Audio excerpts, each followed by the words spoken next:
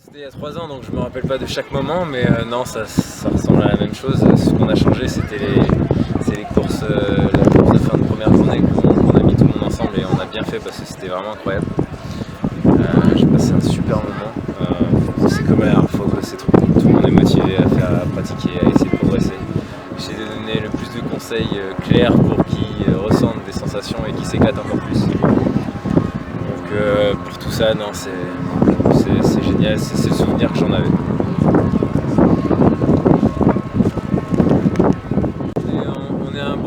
On est au pays français, hein, on aime critiquer et c'est vrai que quand il y a des grosses performances qui sortent, on parle souvent.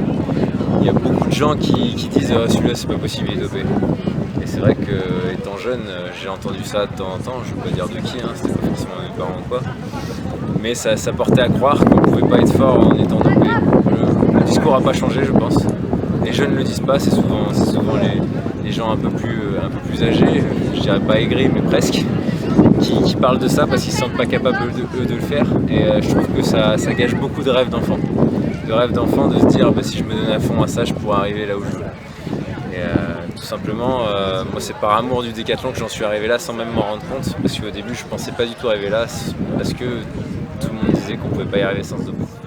C'est si un jour on regarde les jeux et que ça nous fait rêver, c'est d'y aller sans écouter les gens qui sont là et qui veulent manier votre vie ou quoi. C'est vrai que les parents par fierté ils veulent conduire leurs enfants à faire ce qu'ils ont envie qu'ils fassent. Mais des fois ça peut casser des rêves aussi. Je suis très actif sur mes réseaux, même si je suis pas tout le temps à faire des stories, j'essaie d'être le plus actif possible, de partager un peu mon quotidien. Après c'est sûr que je vais faire plein de meetings, bon après ce sera pas des décathlons et des heptathlons, hein, c'est souvent des meetings où je fais 1 ou 2 épreuves. Puis il y aura les championnats du monde en fin d'année dans l'Oregon, les championnats du monde de l'année d'après en Allemagne je crois, donc on a de quoi faire. Très bien, je te remercie beaucoup et puis bonne journée à toi. Merci. Thomas Maillard, du coup, je suis son frère. D'accord. Voilà. Parce que la première a eu lieu. Non, bah, initialement on avait choisi Saint-Jean-de-Mont parce que on savait qu'ils avaient une forte capacité d'accueil pour ce genre d'événement. Ouais. Ils en faisaient beaucoup, ils recevaient Teddy Riner, Ngapet, ils recevaient qui d'autre. Bon, c'est tout ce que j'ai en tête. Et du coup on savait qu'ils savaient faire, ils ont le triathlon tous les ans, un gros triathlon avec beaucoup de participants, beaucoup de bénévoles. Et en fait, appuyer sur les infrastructures locales. En fait, c'est quand on organise ce genre d'événement, c'est ce qui est compliqué, quoi. C'est trouver les 80 bénévoles, c'est trouver tout le matériel, c'est trouver aussi les participants, parce que certains territoires c'est pas aussi évident. Et c'est quand même un territoire de sport ici, et du coup, ça s'est fait plutôt tout seul. Et une fois que c'était parti, tout s'est bien passé. Et vu que la première fois ça s'est super bien passé, bon, on est revenu là tout naturellement, quoi. Est-ce que ça s'est fait dans d'autres sites? Alors on a fait dans d'autres sites, mais plus en mode privé avec des entreprises. Voilà. On propose ça aussi dans le privé. Là c'est vraiment, là on organise vraiment ça, c'est pour le public, on organise ça avec l'office du tourisme et tout ça. Donc ça pour l'instant on n'a pas réussi à le refaire avec une autre ville parce que comme je vous ai dit c'est compliqué à mettre en place. On avait plusieurs embryons de projets qu'on a avortés, mais voilà, c'est prévu qu'on en fasse. Après le souci qu'on a aussi c'est qu'on peut pas en faire énormément parce que ça prend énormément d'énergie à Kevin. Et quand il est en période d'entraînement, avant les championnats, avant les JO, on peut pas en faire.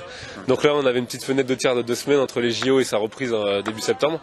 Donc voilà, on avait décidé de revenir à Saint-Jean-de-Mont parce qu'on savait que c'était facile et qu'ici tous les gens sont top.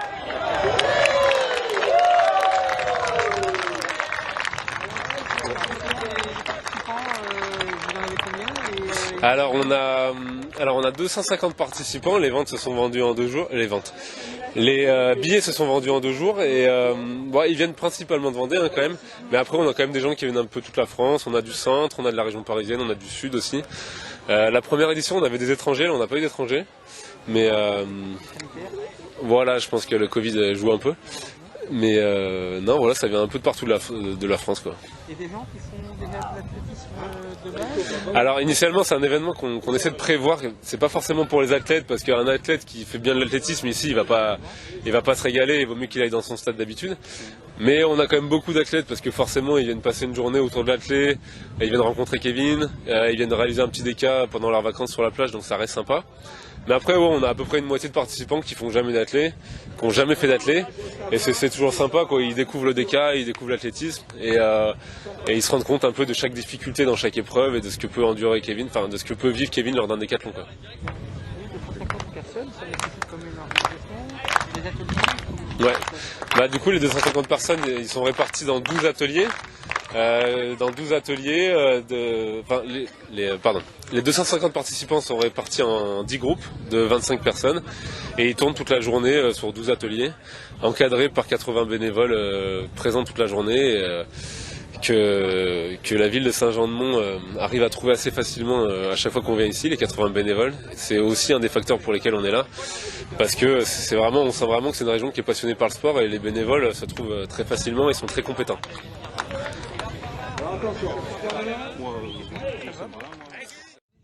Votre prénom? C'est Fanny. Donc alors Fanny, on est à la meilleure expérience. Oui. Donc à Saint-Jean aujourd'hui. Meilleure expérience, c'est les épreuves combinées de décathlon. Oui. Et j'ai entendu que vous étiez spécialiste du décathlon. Donc parlez-nous un peu de vous, de votre, comment ça se passe pour vous en compétition, votre décathlon, et du club où est-ce que vous êtes? Alors je suis du club de JA Montfort-le-Génois. Alors ça situe où ça? C'est à Montfort-le-Génois en Sarthe. D'accord. Et les décathlons, j'ai pu en faire que cette année à cause du Covid. Et j'ai fait les pré-France à Laval sur 2 jours et ça s'est bien passé. Alors du coup, là vous parlez des décathlons, qui est le meilleur, c'est un décathlon. Oui. Est-ce que vous pouvez nous dire un petit peu la différence entre les deux? Alors déjà, il y a moins d'épreuves que les garçons, comme il n'y a pas la perche.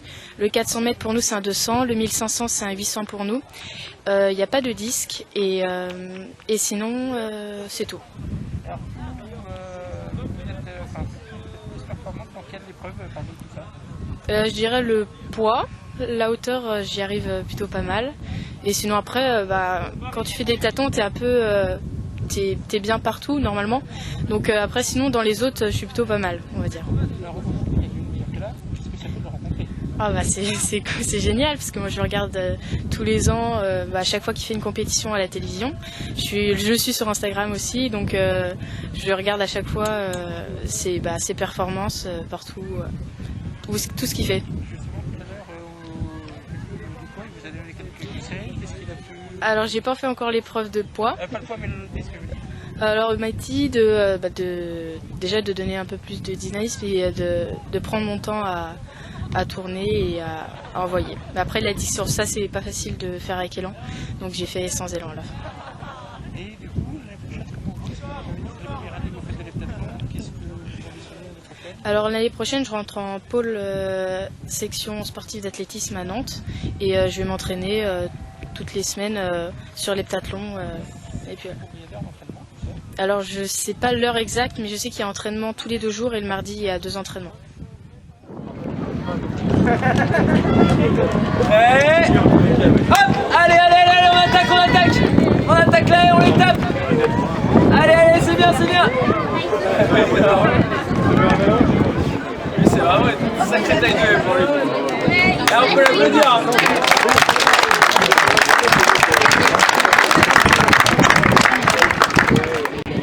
C'est la dernière épreuve qui normalement en décathlon est le 1500 mètres.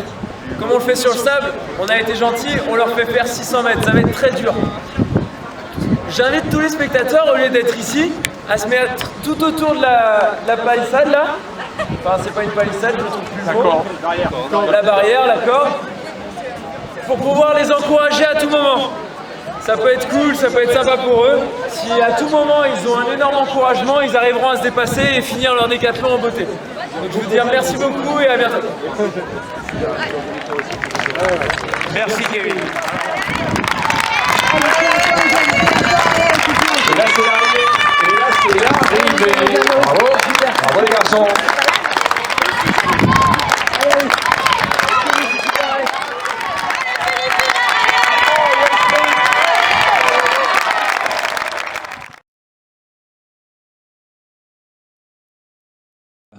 Tout le monde m'a dit merci pour ton implication, etc. Mais c'était pas un grand effort à faire parce que c'était avec grand plaisir.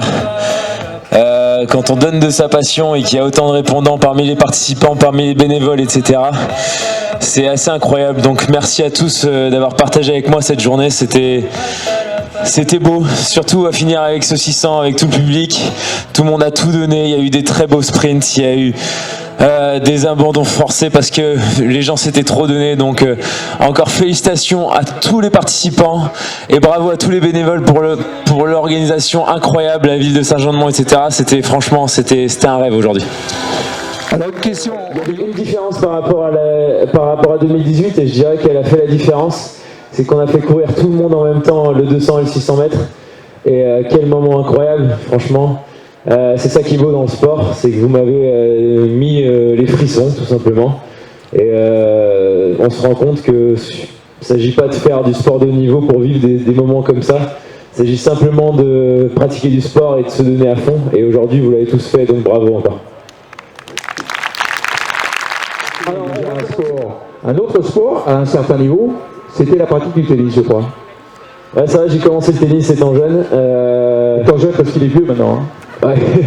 Étant très jeune même, je suis né avec une raquette dans les mains. C'est vrai qu'on était très tennis dans la famille, jusqu'au moment où... ah d'accord. Il avait la raquette dans la main. Non, jusqu'au moment où je me suis rendu compte dans le tennis que c'était pénible de mettre la balle dans le terrain et c'était beaucoup mieux de lancer un javelot le plus loin possible. Je m'énervais beaucoup sur les cours et ensuite, par la suite, j'ai essayé plein d'autres sports jusqu'à être insatisfait jusqu'au décathlon en fait. Alors, est-ce que ça veut dire qu'on peut pratiquer beaucoup de sports avant pour tous les jeunes qui sont là, et puis accéder à un certain niveau ensuite, même si on n'a pas spécialisé très très tôt? Je dirais même que le premier but d'un sportif, ça ne doit pas être de vouloir être à haut niveau, ça doit être de vouloir se faire plaisir, et pour moi c'est une des conditions du haut niveau. J'ai pas trouvé mon plaisir dans tous les sports jusqu'à ce que j'arrive au décathlon, et c'est peut-être pour ça que j'ai jamais percé dans les autres sports. Le décathlon, je m'y entraîne, comme vous devez vous en douter, énormément. Mais comme aujourd'hui, ça passe très vite parce que je m'éclate. Et dans les autres sports, tu t'éclatais pas trop? Je m'éclatais, mais je trouvais ça un peu répétitif en fait. Le rugby, c'était vraiment cool, il y avait beaucoup de contacts, c'était super sympa, le ski aussi. Mais c'est vrai que dans tous les sports, il y avait une répétition qui me plaisait pas à l'entraînement, j'aimais que les compétitions. Et quand on arrive au décathlon et qu'on essaye des sports différents tous les jours, waouh, excusez-moi, je viens de voir des madames se poser avec des pizzas, ça m'a donné envie. Bon appétit, mesdames, bon appétit. On peut les adresser pour une part. Hein. Non, il n'y a pas de souci, pas de souci. Yannick, tu peux me mettre un tout petit peu plus de son, s'il te plaît, merci. Alors, ça tombe bien puisque tu parles de compétition, puisque tu as donc tu as fait ta carrière, tu as débuté l'athlète en minime cadet, et en cadet, qu'est-ce qui se passe? Il y a les championnats du monde cadet, et là, déjà, tu perds. Déjà, une perte. C'était où, déjà? C'était à Bressanone en Italie, ouais, et j'étais arrivé totalement outsider. J'avais battu le record de France de pas énormément. Et c'est là que j'ai découvert les championnats et l'euphorie des championnats. Et c'est vrai que à ce moment-là, j'ai eu une révélation, c'était que je pouvais être bien meilleur que ce que je ne l'étais tout au long de l'année en championnat. Et tout simplement, je me suis transformé pendant 2 jours pour faire champion du monde et à 4 points du record du monde cadet. Et ça, c'est une spécialité des décathloniens, c'est-à-dire que souvent, ils sont meilleurs en décathlon, ils font des meilleures performances en décathlon que dans les épreuves individuelles. C'est ça, on donne tellement en fait pour être bon en décathlon que c'est vrai qu'on n'a pas la même euphorie quand on pratique une épreuve en meeting que quand on pratique un décathlon où on sait qu'on en pratique peut-être 1 ou 2 dans l'année et que toute la préparation est faite pour ce décathlon. Donc c'est beaucoup d'euphorie, beaucoup de peur, beaucoup de pression qu'on utilise pour se bonifier le jour J. Alors regardez les images, c'est les images du championnat du monde cadet, c'est ça? C'est ça. Non, c'est là il y a les championnats du monde cadet et les championnats du monde junior à Moncton. Alors non, là c'est à droite, vous avez les championnats du monde junior à Moncton et à gauche vous avez les championnats d'Europe junior à Tallinn. Parce que quand j'ai préparé quelques fiches, quand même, si je connais bien la carrière de Kevin, quand on prend le descriptif, hein, ça donne champion du monde cadet, champion du monde junior l'année d'après, champion d'Europe junior l'année d'après, 15e des Jeux à Londres, Et puis après, on continue, 4e des championnats du monde. Et puis, c'est parti pour les titres de vice-champion d'Europe, vice-champion d'Europe en salle, etc. Il y en a plein, on aura l'occasion d'en reparler. Quelles émotions, quelle est l'émotion que tu as eue la plus forte entre tous chez les jeunes? Pour toi, c'est le premier ou... Ouais, la forte émotion déjà, c'est que j'ai trouvé un coiffeur depuis. Donc, comme vous le voyez, c'était assez difficile à ce moment-là. Non, la plus grosse émotion que j'ai eue chez les jeunes, je dirais que c'était Moncton pendant le 1500 mètres où je vais mettre 15 secondes aux Russes pour gagner. Et j'ai eu un moment de folie où je ne ressentais plus la douleur du tout. Et je me rappellerai toujours de... Excuse-moi, mais je pense qu'ils l'ont pas ressenti eux, ça. Hein. C'est un moment qu'ils n'ont pas ressenti pendant... Ouais, mais c'est la seule fois que j'ai ressenti de ma vie, donc soyez rassurés. Non, c'était un moment en fait où, au dernier 100 mètres, j'étais frais comme un gardon. Il y avait la pleine lune en pleine face de moi et c'est vrai que ça m'a fait une image qui reste gravée dans mes mémoires depuis.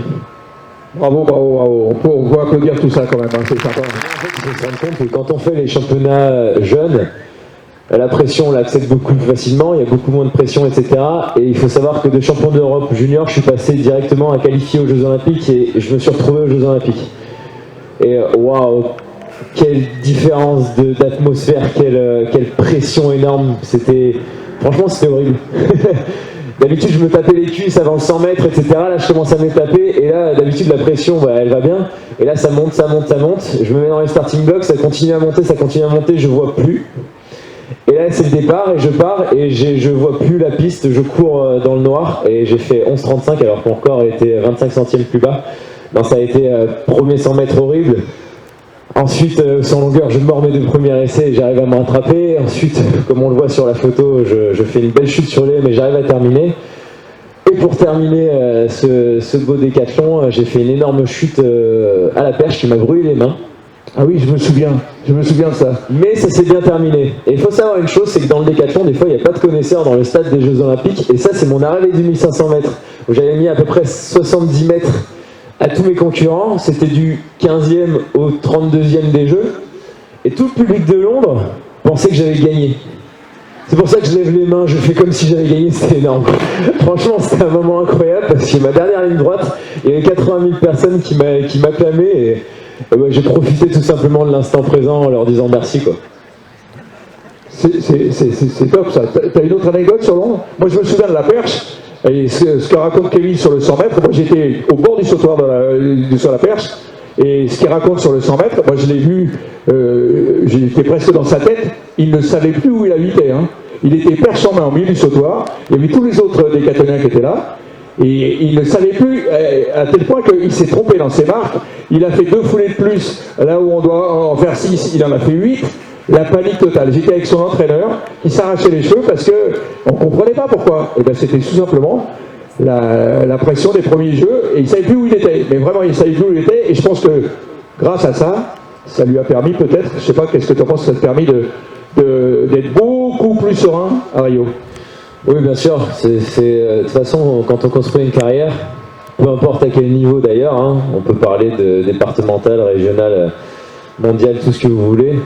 Il y a les gens qui ont des déceptions et qui restent dessus et qui sont déçus de ça et qui ne rebondissent pas, et il y a ceux qui s'en servent pour devenir meilleurs. Et c'est vrai que l'un de mes points forts, ça a toujours été de me servir de tous mes moments difficiles en décathlon pour que ça ne se passe plus. Alors bien sûr, il y a des épreuves, il y a toujours des problèmes, mais il y en a de moins en moins, on va dire. Et oui, ça c'est des leçons à retenir pour tous les jeunes qui commencent à thé ou qui sont déjà dans des clubs. Quel que soit le niveau, ben on ressent à peu près la même chose. Hein. Vous avez l'impression quand vous faites les régionaux, vous venez des départementaux, vous faites les régionaux, c'est déjà une étape énorme. Ensuite, on passe peut-être au championnat de France, là c'est le sommet, et puis après on franchit les étapes, et c'est comme ça qu'on bâtit sa carrière. Rio, moi mon avis personnel, parce que j'ai été aussi à Rio, j'ai eu cette chance, c'est un des ou le plus beau de tes décathlons. Bon, il y a eu un autre décathlon qui était pas mal aussi, mais c'est vrai qu'à ce moment-là, j'ai totalement optimisé en fait mes performances. Alors, il faut se rappeler qu'à Rio, le recordman du monde de l'époque, c'était l'américain Ashton Eaton, qui était, lui, favori des Jeux, il avait déjà gagné les Jeux, il était champion du monde. Et Kevin, on sentait que, même Kevin lui-même, il sentait que tu pouvais aller l'ennuyer quand même. D'ailleurs, tu l'as ennuyé pratiquement jusqu'au javelot. Oui, c'est ça, il a eu 50 points d'avance à la fin du décathlon. C'était un rêve inespéré pour moi, j'espérais une médaille à tout prix. Ce qu'on ne sait pas, c'est qu'il y a tellement de tension avant les Jeux Olympiques que j'ai senti mon ischio-jambier pendant une semaine avant et que j'ai pratiquement pas fait de course, à part les 2 jours d'avant où ça allait mieux. Non, c'était une sacrée consécration parce qu'il faut savoir que aussi, comment dire, il faut savoir que quand on veut s'entraîner pour le décathlon, on peut rien faire à côté. Si on n'a pas de revenus financiers, on arrête le décathlon tout simplement ou on peut moins s'entraîner. Et à ce moment-là, avant ce décathlon, mon plus gros sponsor m'a dit si tu fais rien, on ne te suit plus. Donc je jouais un peu ma carrière parce qu'il allait falloir que je reprenne mes études si je faisais pas ça. Donc vous pouvez imaginer, on voit très bien sur ma tête qu'il y a une pression énorme, que limite je suffoque, mais quand on arrive à la maîtriser, cette pression que j'ai pas réussi à maîtriser au jeu de Londres 4 ans avant, ça crée des performances incroyables parce que ça crée une euphorie, une transe pendant l'événement qui est assez folle. Et à partir du 100 mètres, c'était parti, c'était vraiment un décathlon sympa où je sentais que je pouvais aller chercher Ashton sur chaque épreuve, donc c'est vraiment cool. Et ce qu'il faut savoir, c'est qu'à Rio, ça faisait 48 ans, je crois, qu'il n'y avait pas. C'était en 1948, pardon, qu'il n'y avait pas eu de médaille au décathlon en France. Et Kevin, lui, il regarde les images parce que ça me rappelle des souvenirs, c'est tellement énorme. Et Kevin réalise à ce moment-là qu'il va récupérer la médaille d'argent, il est vice-champion olympique contre le recordman du monde et champion olympique en titre. C'était absolument extraordinaire. On continue la carrière. Allez, on arrive en 2017. 2016, Rio, on arrive en 2017. Et alors là, ça a été un grand moment parce qu'il s'est passé plein de choses en 2017. Tu étais vice-champion olympique, Ashton prenait sa retraite, tu étais quasiment favori des championnats du monde. Et puis ça se déroule, les 2 jours, le stress, vas-y, t'en sais beaucoup plus que moi là-dessus. Non, ça a été une très belle compétition, j'ai commencé par un très beau record avec du vent négatif sur 100 mètres. Faut savoir que c'est la première fois que j'avais la casquette de favori et c'est quelque chose de très difficile à assumer, un stress en plus. Et c'est vrai que quand on arrive aux 100 mètres et qu'on défonce son record avec du vent négatif, ça me met direct en confiance. Là aussi c'était parti, c'est toujours pareil, quand on fait un bon 100 mètres, ça lance pour la suite. Ça a été un décathlon assez incroyable où on arrive jusqu'à un moment assez dingue qui était le saut à la perche. Je pense qu'on peut y aller direct. Ouais. Oui. J'avais fait 2,08 à la hauteur, faut le dire, comme à Tokyo cette année. C'était une très bonne perf, j'avais fait des bonnes haies, un disque moyen. Mais on arrive au saut à la perche. Tiens, je pose Thomas. Je sais pas sur quel saut on est. En fait, on arrive au saut à la perche et j'avais fait une chute au championnat de France un mois avant qui m'avait vraiment mis pas en confiance. Et alors, à l'échauffement, c'était catastrophique, j'arrivais pas à être sur mon élan complet. Donc là, je rate mes 2 premiers essais sur élan complet, qui est de 14 foulées. Et au dernier essai, si je passe pas 5 mètres 10, c'est fini. Si je passe, je suis champion du monde. Donc je me mets sur 10 foulées, beaucoup plus court, donc beaucoup plus maîtrisé. Et honnêtement, quand je suis au bout de la piste, je me dis c'est mort, ça va pas passer, mais fais tout ce qu'il faut, de toute façon, tu vas pas partir sans rien faire, quoi. Et là, la barre tremble et c'est fini, c'est la libération, je suis champion du monde, alors que 2 secondes avant, je me voyais fini, quoi. Donc, c'est des moments, au-delà des performances, etc., c'est des moments en tant qu'athlète que vous rêvez de vivre, avec les proches qui étaient dans les tribunes, etc. Bon, fallait finir après au javelot. Mais c'était, enfin, vous voyez le stade rempli, etc. Vous imaginez les émotions qu'on peut ressentir à ce moment-là. Là, il fallait que je fasse 64 mètres pour être sûr d'être champion du monde. Et après, j'avais plus qu'à mourir au 1500 mètres, comme vous avez fait au 600 mètres tout à l'heure. Voilà. Bon, alors, c'était un magnifique décathlon. On a eu très très peur, hein, quand même. Hein. Nous aussi, on était dans le stade. On a eu très très peur, moi je pensais que c'était cuit comme toi. Et puis le problème, ce qu'il faut dire quand même, c'est que heureusement, Kevin valait à l'époque, sur des sauts normaux, il valait 5,50, 5,60. Donc à un moment, le cerveau s'est débranché, enfin non, lui il a débranché, le cerveau a fait le boulot tout seul, Et c'est comme ça qu'il s'est retrouvé au-dessus de 5-10, parce que techniquement, ce qu'il faut savoir, c'est que Kevin est un des meilleurs techniciens du monde au décathlon. Que ce soit sur les haies, à la perche, dans toutes les disciplines, c'est une de ses forces, c'est qu'il apprend très vite, et contrairement à certains, il n'oublie pas, et donc ça a donné ça. Du coup, c'est le cerveau qui a fait le boulot tout seul, il s'est retrouvé au-dessus de 5-10 sans savoir comment, la barre est restée, bravo, champion du monde. Champion du monde, d'accord? Oui, vous pouvez, hein.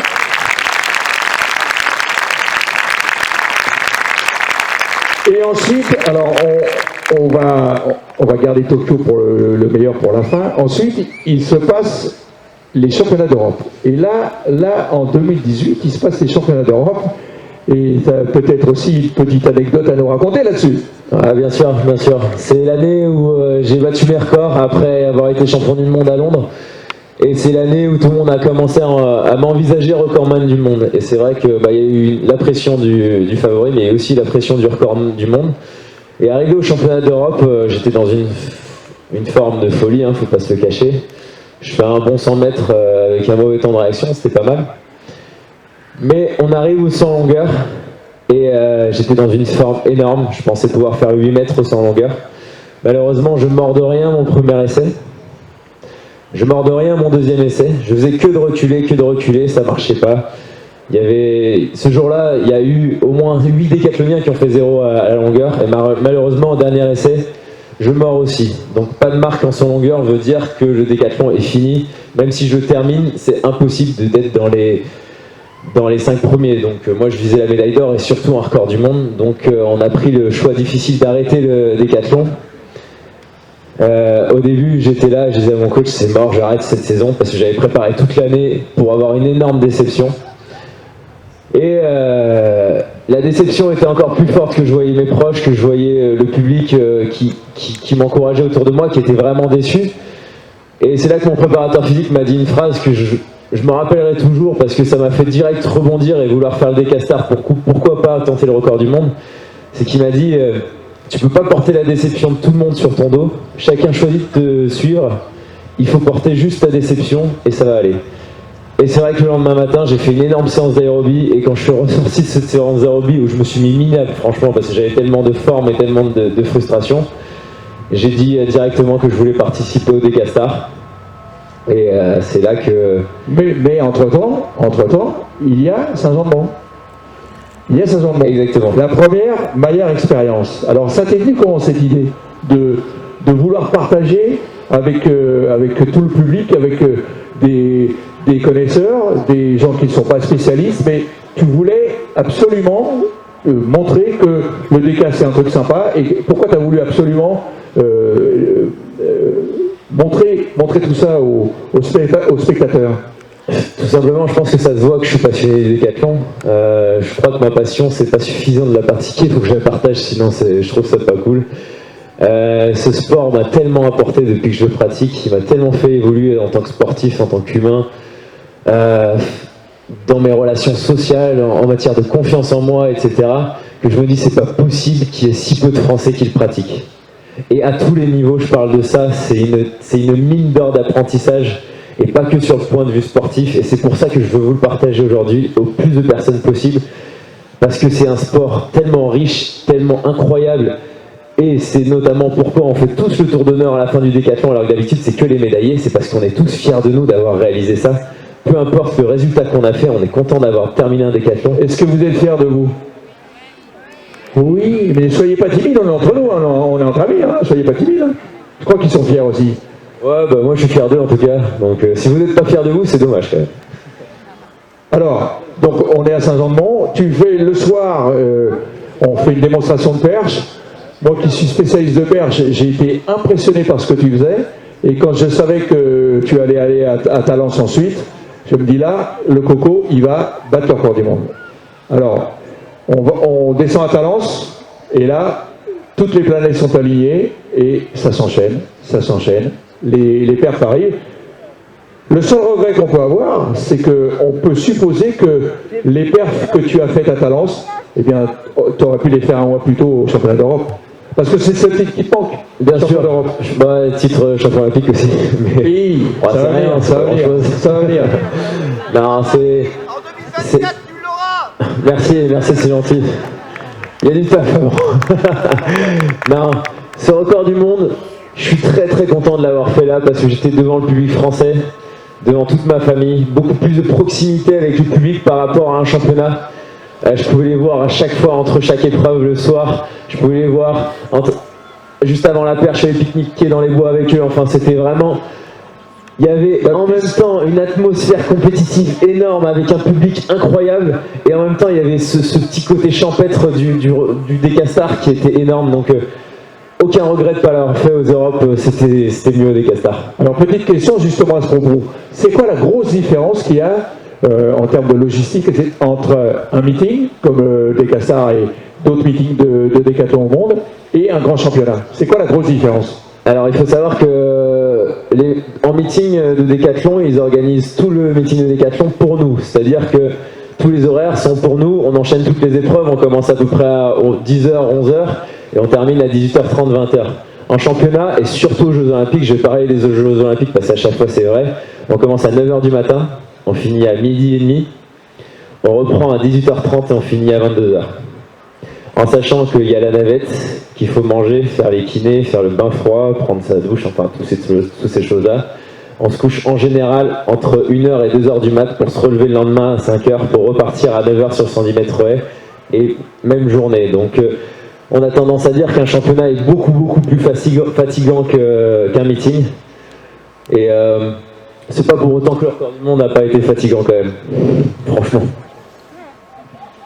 Alors, on va regarder. Ah oui, 5,50 c'est 5,45. Et le javelot, déjà là, tu en... C'était des moments incroyables cette perche parce que j'avais plus de jambes, j'avais plus rien. Ça, c'est le lancer de javelot aussi, je vais vous en reparler. Ça a été des moments électriques parce qu'à la perche, j'avais plus de jambes, plus rien. Et j'ai passé toutes mes barres jusqu'à 45, pardon. Sans même comprendre comment je faisais, c'était incroyable. Et puis au javelot, mes 2 premiers essais n'étaient pas terribles, j'allais devoir courir aux 1500 mètres et vu les jambes que j'avais, valait mieux faire mieux au javelot, franchement. Et là, le dernier essai du javelot, il est parti à plus de 70 mètres. Bah, vous avez peut-être vécu l'émotion à Tokyo, ça ressemblait un peu à ça. Donc c'est des moments inscrits dans la mémoire, ça, que je souhaite à tous de vivre. Je sais que je suis très chanceux de l'avoir vécu. Et je fais tout aujourd'hui pour pouvoir les revivre. Eh bien, c'est ce qu'on souhaite, hein. Parce que... Bravo.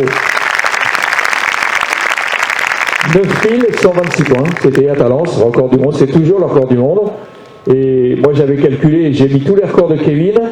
Alors, c'est très difficile de faire tous ces records en décathlon, mais il y en a que tu peux améliorer. Si j'ai mis tous ces records, ça fait 9513 points. Ce serait pas mal, hein? Qu'est-ce que vous en pensez? Ça bien, hein? Oui. Alors, on continue la logique des Jeux Olympiques, et puis on arrive à Tokyo.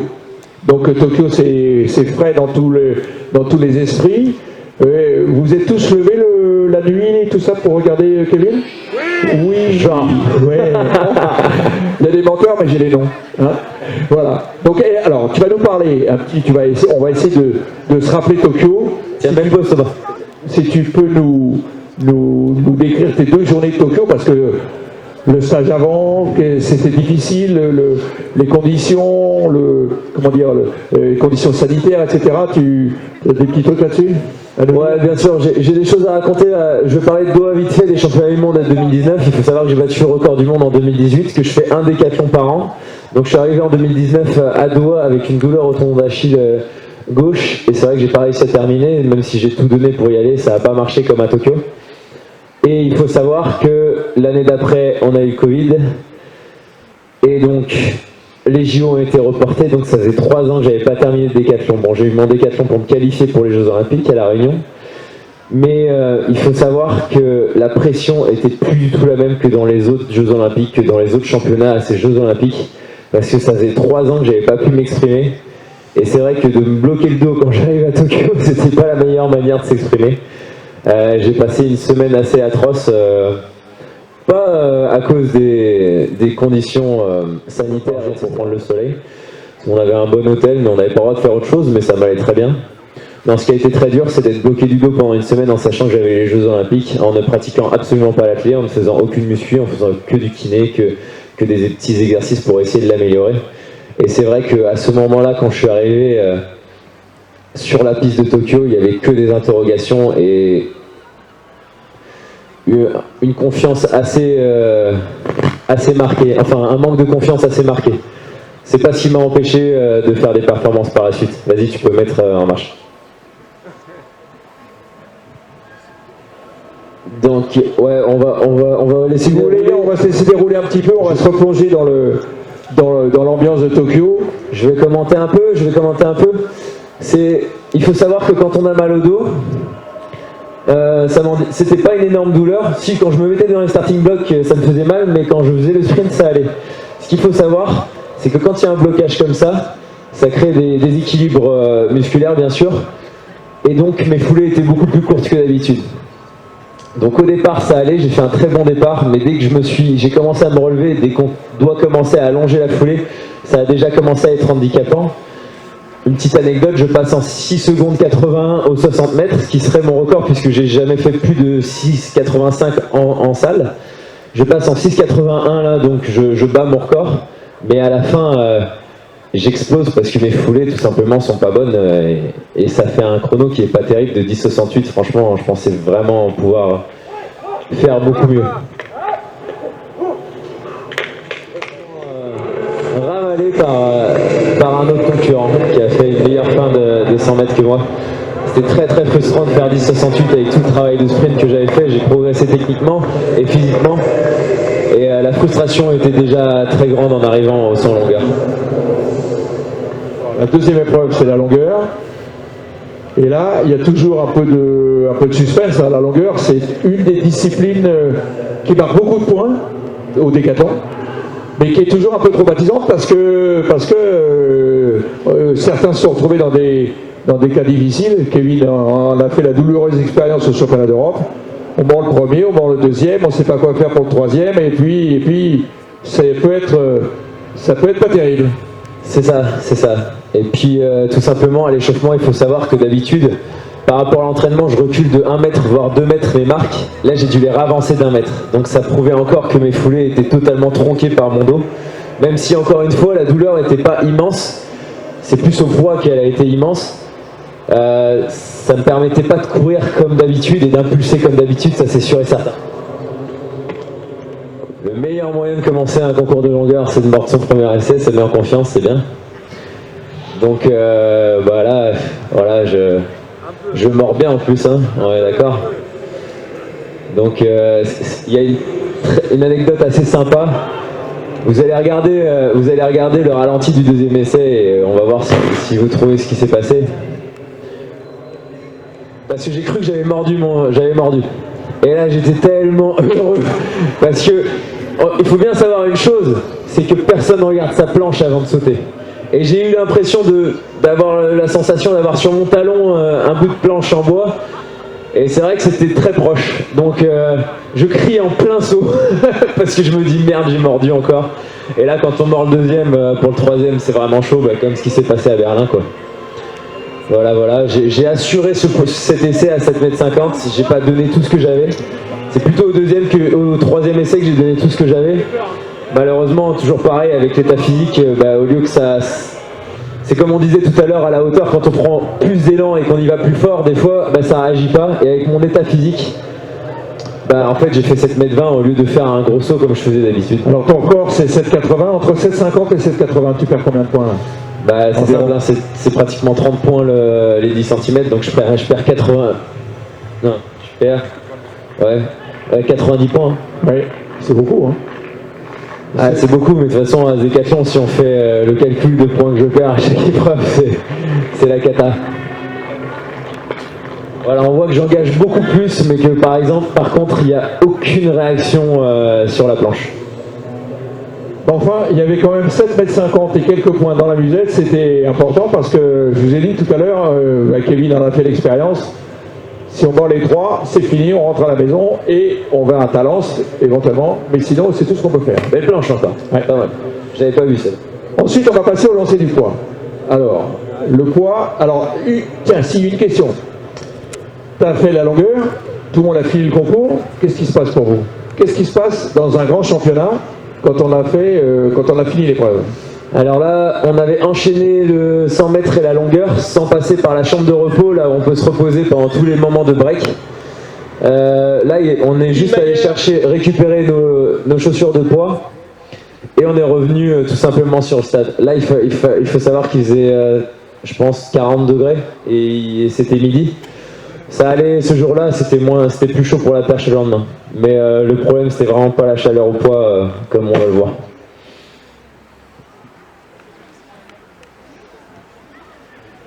Donc ça va être le deuxième essai direct, j'avais fait 14,63 m, sachez que mon record est 17,08 m. Donc là c'est l'horreur niveau point ce que je perds. Les commentateurs s'enflamment mais c'est vraiment mauvais. Tout simplement c'est l'épreuve qui m'allait pas. C'est-à-dire que quand je me baissais pour ramasser un habit, j'avais mal au dos. Quand je courais, j'avais beaucoup moins mal au dos. Et là, quand on se baisse pour faire son lancer de poids, c'était le moment le plus atroce. Et il faut savoir une chose, hein, c'est après quand je fais mon interview avec Nelson, je pleure pas parce que j'ai mal.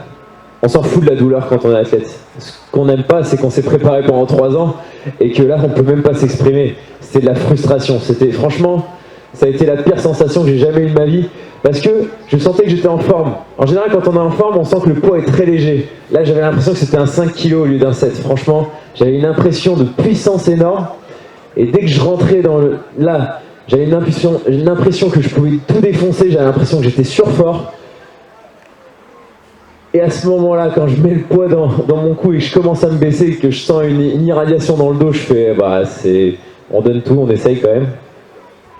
Et malheureusement, ça marche pas, quoi. Ça peut pas tout le temps marcher, en fait. Et là, j'avais peur pour ma santé, en fait, parce que j'ai eu une énorme baisse de tension juste après ce jet, et je commençais à me dire que mon système nerveux, il devait y avoir un nerf qui devait frotter dans la colonne et que ça commençait à être pas bon.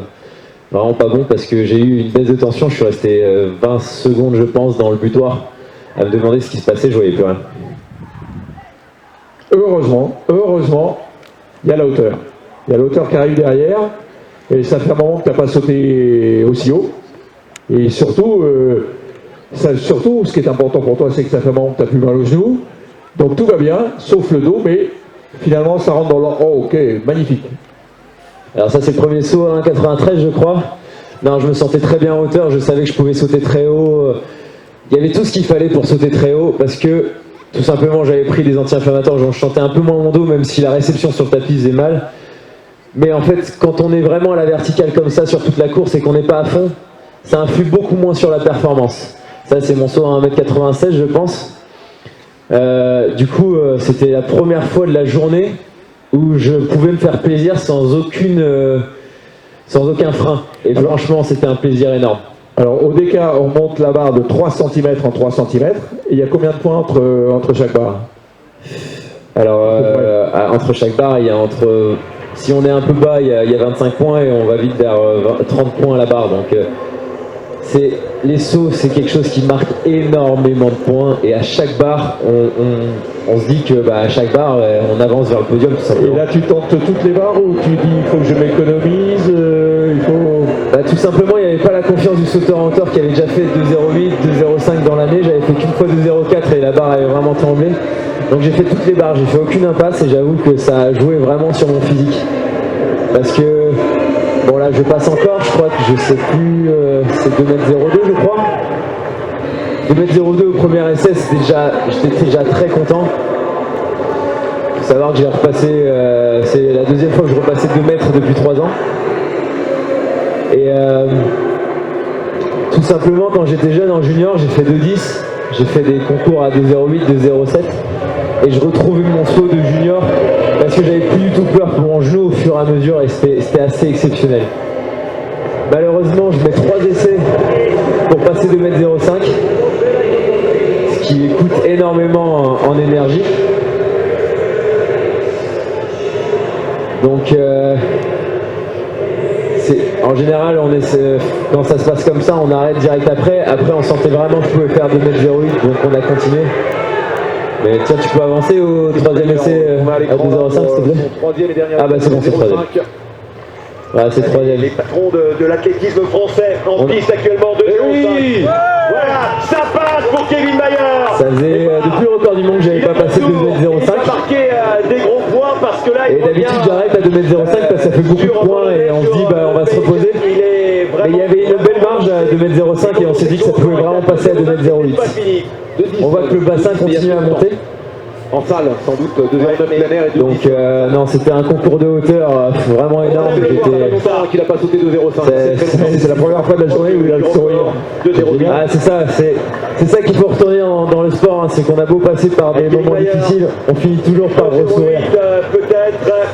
Et à 2,08 je faisais des beaux sauts, donc j'essayais de continuer, je commençais à sentir le mollet droit qui tirait parce que ça commençait à faire beaucoup de sauts. Prometteur pour la suite et surtout forcément avec le dos, il y avait forcément les anti-inflammatoires, je sentais rien, donc il commençait à y avoir des déséquilibres musculaires qui faisaient que il y avait des douleurs musculaires ailleurs. Mais bon, ça ne me gênait pas pour l'instant. Présent ce soir dans la tribune qui leur est réservée. J'étais tellement frustré, je me suis dit c'est impossible que je passe pas au 3e parce que là, si on a la vidéo, ça touche vraiment qu'au niveau des pieds et des talons, donc c'était vraiment très très frustrant. Il y a un dicton qui dit qu'au 3e essai, c'est toujours la transe qui prend le relais.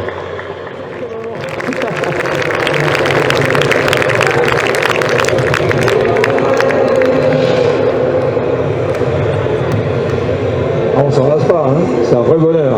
Pour tous les sauteurs en hauteur à qui j'ai dit de faire monter les épaules et le genou avant de franchir, là ça commence à être pas mal. Si vous voulez regarder des mecs super forts, vous regardez les mecs qui font plus de 2,40 et là c'est incroyable. Il y en a peu. Hein. Ils montent, c'est des ascenseurs. C'est des ascenseurs les mecs. Alors on va passer maintenant, là tu peux le dire, on est entre nous, son effort. C'est que à l'échauffement, juste avant cette course, j'ai fait un départ et j'ai ressenti une crampe au mollet droit. Il est parti très fort sur 3-4 appuis. Donc j'ai eu énormément peur pendant la course, donc je suis parti très doucement. Et tout le long j'ai essayé de relancer, mais malheureusement quand on part très doucement, c'est très difficile de rattraper ces centièmes perdus. J'ai fait un chrono que j'avais pas fait depuis 2009, plus de 50 secondes et j'étais vraiment pas fier. L'Américain qui semble en tête à l'entrée. C'était très très dur. Parce que d'habitude après le 400 mètres, parce que Kevin est très loin, on est très très content d'avoir fini sa première journée. C'est un relâchement, on se sent bien, et là je ne pouvais pas profiter de ce relâchement parce que je venais de perdre 100 points en 400 mètres. Il va perdre des points en plus de 50 secondes. Et il faut savoir encore une fois, on n'a pas calculé la foulée, mais j'en suis pratiquement sûr, c'est que ma foulée était encore tronquée par mon mal de dos, comme lors du 100 mètres, comme lors du saut en longueur. Et malheureusement, il fallait faire avec, et là il y avait une sacrée remontada à faire pour le lendemain. Et oui, c'est presque ça qui a fait la valeur de ce décathlon olympique cette année. Et là, qu'est-ce qu'ils en pensent les autres décathloniens? Qu'est-ce que vous vous dites à ce moment-là? Bon, après 400 mètres, on se tape la main et on va se coucher. Non, on dit tout à l'heure, il y a le kiné, on est défoncé, oui, mais on rentre. Il faut savoir qu'on a à peu près au moins 45 minutes de médias. Après le poids, je ne l'ai pas dit, mais on nous oblige à aller voir les médias, donc je voulais absolument pas aller voir Nelson parce que je savais que j'étais fragile et que je pouvais craquer à tout moment. On m'a forcé à aller devant Nelson et bon, peut-être que ça m'a fait une thérapie au final qui m'a permis de faire une bonne hauteur, mais c'était pas plaisant. T'as d'autres images? Donc on peut croire que je fais une bonne course, mais je fais une mauvaise course, surtout à cette haie que je tape énormément, qui me fait perdre beaucoup de temps. Là encore une fois, hein, j'avais l'impression d'avoir fait une bonne course et je fais 13,90, un peu comme le 100 mètres, un peu comme la longueur, un peu comme le 400 mètres, vraiment... les résultats n'allaient pas du tout avec mes sensations et c'était très déplaisant. Et là aussi c'est grave parce que le 110 c'est une des épreuves aussi qui paye beaucoup. Quand on est très fort au 110, ça paye. Ouais, en dessous de 14 ça paye, mais après j'ai calculé entre 13,90 et 13,54, je vais perdre 40 points, ce qui est beaucoup moins énorme qu'au poids ou au 100 longueur. Alors comme vous aujourd'hui, hein, les épreuves sont cotées et puis à la fin de la deuxième journée, on compte les points et c'est comme ça que ça marche au décathlon. Et 13,54 pardon son record, c'est plus de 1000 points, 1035 points exactement. Et effectivement, si tu perds 40 points par épreuve multiplié par 10, ça fait cher à la fin. Exactement, exactement. Et là, une de tes disciplines favorites, le lancer du disque à la fin de ce 110, le lancer du disque qui est une épreuve à risque au décathlon. Pourquoi? Parce qu'on sort d'une épreuve super speed, super dynamique, Et il faut trouver du relâchement et du tempo juste pour pouvoir lancer correctement le disque. Ouais, il y a beaucoup de paramètres qui peuvent faire qu'on fait 0 au disque. C'est-à-dire que c'est un sport où on effectue une rotation, donc ces repères dans l'air sont assez mitigés, surtout avec le stress. J'avais fait 46,59 m au premier essai. Il faut savoir que j'ai mordu tous mes essais en championnat depuis 2016. Donc j'étais super content. Ça, c'est mon jet qui va à 48 mètres. Mais pour être honnête, depuis 2 mois, enfin depuis même 6 mois, je faisais tous les jours 48 mètres à l'entraînement et voire je faisais des jets à 51 mètres. Donc encore une fois, impossible de m'exprimer. Je savais pas pourquoi, mais moi là, j'ai l'impression qu'il part très loin et il part qu'à 48 mètres, donc encore énormément de frustration, ça continue. J'avais une remontada à faire et je faisais pas du tout les perfs que j'aurais dû faire pour aller chercher Damian Warner parce que je comptais aller chercher. Ça devenait beaucoup plus compliqué parce que là, il avait réussi son disque et le décathlon était pratiquement fini, quoi. Parce qu'il a réalisé, Damian a réalisé quand même, si vous ne vous souvenez pas de ce qu'il a fait 10-12 au 100 mètres. Avec ça, il était quasiment finaliste au 100 mètres du 100 mètres individuel. Sur 110 mètres haies, il a été très vite. Il a été très vite, il est très loin, surtout en longueur, puisque à 8,20 et quelque chose, il est quasiment sur le podium. Il aurait été quasiment sur le podium. Médaille de bronze, il aurait été médaille de bronze. Donc c'est vraiment impressionnant ce que fait ce garçon. Et là, on arrive à la perche. Ça, c'est pareil, c'est un de tes points forts. 5,60 record perso. Alors vraiment, là, il faut vraiment se mettre dans le contexte qu'il faisait 40 degrés. Même à l'ombre, la piste était brûlante. Tous les décathloniens en ont bavé. Et franchement, avec ce que j'avais vécu les derniers jours, j'avais plus aucune lucidité, je courais plus du tout pareil. Et un peu comme au poids, lorsqu'on fait le renversier, on fait une flexion complète de hanche et une flexion complète de colonne vertébrale. Donc tout ce qui m'allait pas. Donc j'étais vraiment pas bien. Et à chaque fois, je croyais que j'allais toucher ma barre et ça passait comme par magie. Donc franchement, je voyais butoir double pour être honnête. C'était vraiment catastrophique les sensations que j'avais là. Et ça a vraiment fait du bien d'avoir 6 heures de repos après parce que la chaleur, plus ce que j'avais vécu, plus les déceptions, plus la frustration, plus tout ça, nerveusement, ça coûte beaucoup moins que quand on fait comme au Decastar, quand je faisais tous mes records et que tout se passait bien. Allez Kevin, c'est vraiment important là maintenant d'aller chercher ces et là, points. c'est le saut à 100 mètres 20. Kevin, 31 points de la course, c'était pas à fond. D'habitude, on va à fond. Là, c'était pas du tout à fond. Merci d'applaudir, mais franchement, je suis encore frustré là, c'est l'horreur. Techniquement, c'est l'horreur. C'est vraiment pas beau. Pour se donner de l'air lors du 1500 mètres.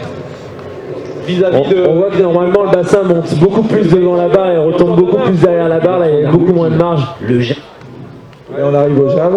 Alors, petite anecdote, avant le jab, bien sûr, on a 6 heures d'attente entre la fin de la perche et le javelot. Ces 6 heures, elles ont commencé par mes coachs qui m'ont dit si tu mets pas 10 mètres à Pierce Lepage et à Molonnet, c'est pas dit que t'es une médaille.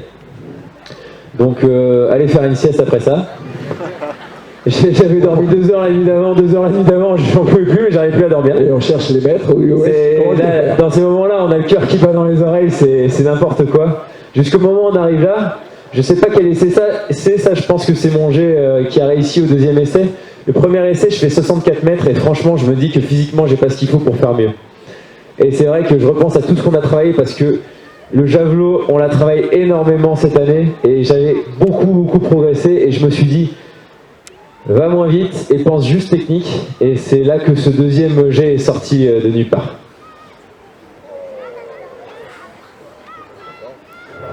Ah, c'est énormissime. C'était comme le record du monde. C'est des moments que je souhaite à tout le monde. C'est des moments où je sais que je suis chanceux de vivre. C'était incroyable parce que je suis sorti de me dire, je suis passé de me dire, je vais pas avoir de médaille, ah c'est sûr j'ai la médaille d'argent, je peux même me la couler douce au 1500 mètres. Donc non, c'est des choses incroyables. Ensuite le 1500 mètres, il faut savoir une chose, tout le monde pense que je l'ai fait à 2 à l'heure. Je vais quand même vous expliquer. Je suis parti sur des bases pour faire 4,30. D'ailleurs, assure sa dernière course. Voilà, ils disent que j'assure ma dernière course. Une médaille. Je pars plutôt vite. Bien sûr, et frustrant. Je passe dans ce qu'il faut pour faire 4,30 aux 400 mètres. Et là, acide lactique total. Il me restait 1100 mètres à faire. Donc je vous avoue que c'est la première fois de ma vie que quand il me restait 700 mètres à faire, je me suis dit mais c'est pas possible, je vais abandonner, j'en veux plus. Et quand il y a une médaille d'argent au bout, on y va quand même, hein, bien sûr, mais c'était, on le voit sur mon visage, hein, j'ai rarement été aussi marqué. Ce décathlon est passé par beaucoup de déceptions et peu d'exploits, mais avoir tous ces ascenseurs émotionnels et ces négatifs et quelques-uns positifs et finir avec une médaille d'argent, c'était peut-être le plus beau cadeau que je puisse m'offrir. Dans les conditions où c'était, je l'aurais jamais imaginé avec mon duo, donc c'était incroyable. Et je tiendrais juste à rajouter que tous les messages que j'ai reçus de soutien, de tout ça par rapport à cette médaille, alors que j'étais favori et qu'on sait très bien que nous les Français, nous sommes les spécialistes pour critiquer les gens qui ne font pas ce à quoi on les avait destinés. J'ai vraiment un énorme merci pour tous ces messages de soutien et tous ces messages de félicitations parce que je m'y attendais pas du tout. Bravo Kevin encore. Merci beaucoup. Alors maintenant que Tokyo est fini, maintenant que Saint-Jean-de-Mont est fini, est-ce que c'est quoi les objectifs à court terme? À court terme, c'est les vacances, et à moyen terme, et dans les années à venir? Tout de suite, c'est rééducation dans mon dos. J'ai déjà commencé 5 jours après les Jeux, il ne faut pas laisser traîner ça. De toute façon, il faut y aller à fond pour plus avoir ce problème.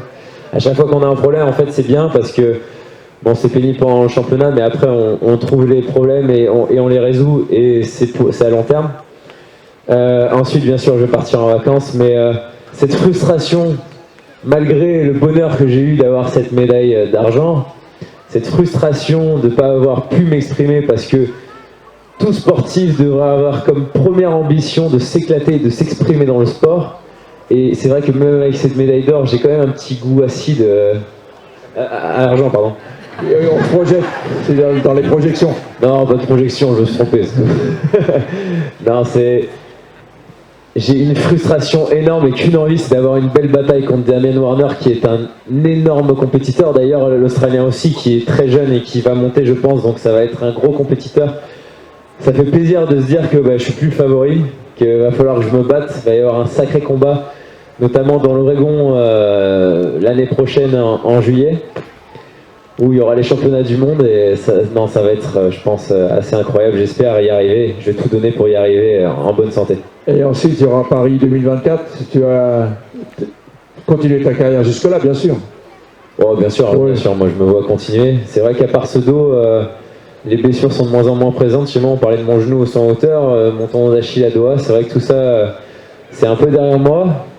Il y a toujours des blessures chez les décathloniens, mais il faut savoir les gérer.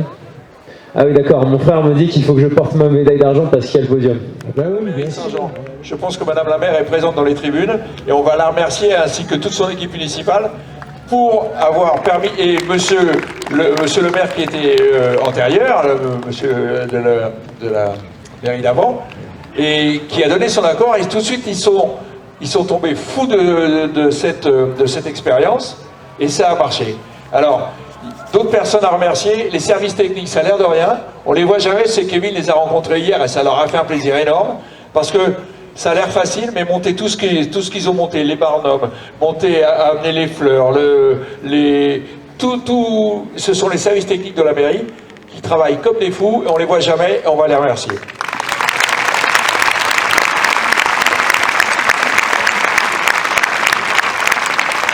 Alors, on va continuer les remerciements pendant qu'on y est et après on reprend les questions assez rapidement. Vous savez que organiser des événements comme ça, je le fais vraiment pas pour le revenu financier, c'est vraiment pour partager ma passion. Et si il n'y avait pas d'autres passionnés de sport qui donneraient pas leur journée, et même plus que leur journée, gratuitement, pour vous faire vivre la meilleure expérience à 250 personnes, ça n'existerait pas. Donc un énorme merci à tous les bénévoles et tous ceux qui ont organisé la meilleure expérience. Je crois qu'on est d'accord pour dire qu'ils ont fait un sacré boulot. Ah oui, qui étaient là depuis ce matin. Alors, il y a d'autres personnes aussi, c'est tout... Alors, eux aussi, ils passent la journée, mais ils ne passent pas que les journées, ils passent la nuit. Pour vous dire, un exemple, vous avez vu les magnifiques logos sur la grande roue. Eh bien, pour monter ça, on ne peut pas le faire dans la journée, parce que sinon, il faudrait arrêter la grande roue. Donc, qu'est-ce qu'ils ont fait l'autre soir? Ils sont rentrés chez eux dîner, et ils sont revenus à 00h30 avec le patron de la grande roue, pour mettre tous les calicots sur la grande roue. Alors je vais nommer Élise, je vais nommer Yannick, je vais nommer Peggy, et j'en oublie bien sûr, c'est tous ceux qui ont travaillé nuit et jour, on va le dire, depuis quelque temps, pour organiser cette meilleure expérience. Merci à vous. Yannick, c'est devenu un ami, c'est la machine de guerre qui est dans la tente là-bas avec le frère de Kevin. C'est lui qui organise toute la sono, tout ce qui est... Merci Yannick. On passe aux questions. Attends, il y a encore une personne qu'on veut remercier. C'est le propriétaire de l'écran géant. Parce que si on a la chance d'avoir un écran géant ce soir ici à Saint-Jean, eh bien c'est grâce à Cocktail Vision qui nous a prêté l'écran géant, là aussi, gratuitement. Il fallait le noter. Et puis on a quand même oublié deux énormes partenaires qui nous ont vraiment aidés pour l'organisation ici. C'est mon partenaire le plus précieux, Infologique, une société d'informatique qui est à Valence, qui me suit, avec qui j'ai signé jusqu'en fin de carrière, qui m'a donné l'opportunité de pratiquer mon sport en étant tranquille jusqu'en fin de carrière, et ça c'est pas donné à tous les sportifs. Donc un énorme merci à Infologique pour son investissement pour moi et pour tous ces événements. Et puis bien sûr, et puis bien sûr, Philippe Godin, avec toute son équipe, c'est le patron de Super U. Et il était là hier soir pour monter le sautoir en hauteur. Il était encore là ce soir avec toute son équipe. C'est un dingue de sport. C'est lui le patron du triathlon ici à Saint-Jean-de-Mont et en Vendée. Le triathlon à Saint-Jean, c'est la meilleure équipe de France. Et Philippe Godin, c'est le meilleur directeur de supermarché du monde, puisqu'il est là ce soir et il nous a supportés depuis le début. Merci à tous. Merci Philippe.